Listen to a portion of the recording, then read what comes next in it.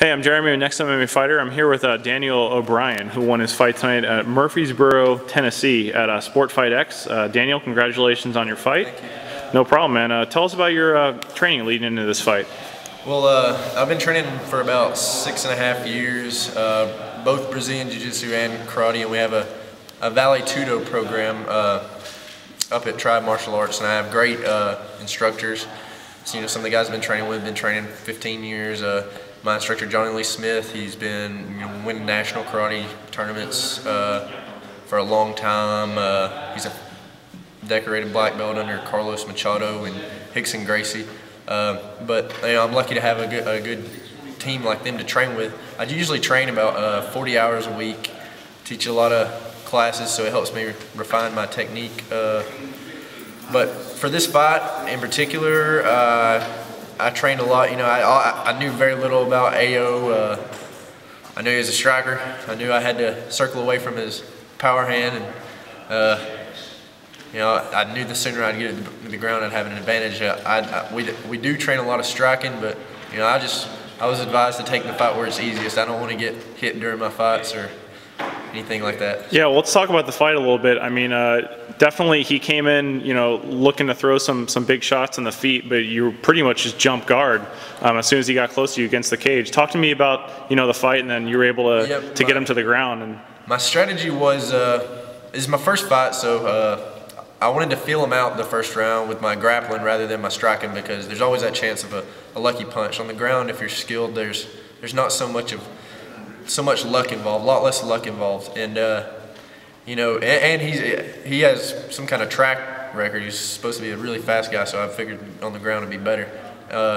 But my game plan was to circle away from his power hand, to look for a time to go in for a shot. If I knew nothing about his takedown defense, if my grips weren't the way I wanted, I was just gonna get it to the ground fast, where he wasn't sweaty. Just get it to the ground fast, where I could work a decent submission inside my guard.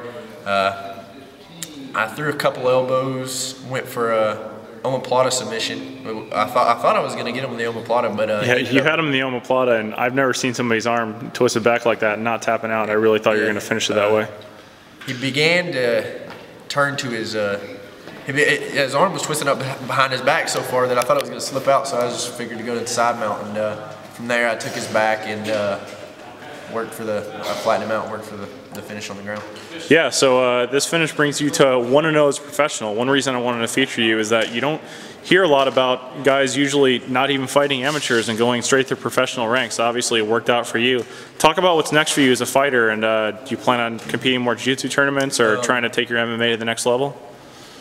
As far as jiu-jitsu goes, I'm going to focus on jiu-jitsu for these next couple of months. Plan on competing in the Pan Ams and the Worlds at the brown belt level. Pan Ams, I believe, are in March, and June's the World Championships. My schedule's, I'm going to change my attention from MMA to jiu-jitsu only, and be spending a lot of hours on the mat.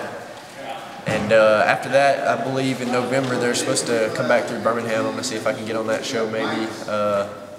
But I'm just looking for a good opportunity. Right now, jiu-jitsu is my primary focus, and I just love to train and have fun, living the training life. I'm blessed enough to be able to do that and to have good friends and family to support me while I do that. But, if a good opportunity presents itself, I'm waiting on it. Cool. Let's talk a little bit about your friends and family. Is anybody you want to thank, or anything you want to say to the fans in closing? My mom, she works real hard to put food in our mouths, and she went through a lot of stuff to allow me to train. Johnny, my instructor, and a bunch of the higher belts at Triad are, just like father figures. They've been father figures for me, and they're all family. Big thanks to Tony Sullivan. He's taught me a lot. When Johnny couldn't be there, Johnny's gone teaching law enforcement a lot, and we spent a lot of time together focusing on improving our technique, and he keeps the jiu-jitsu flame burning inside me. So.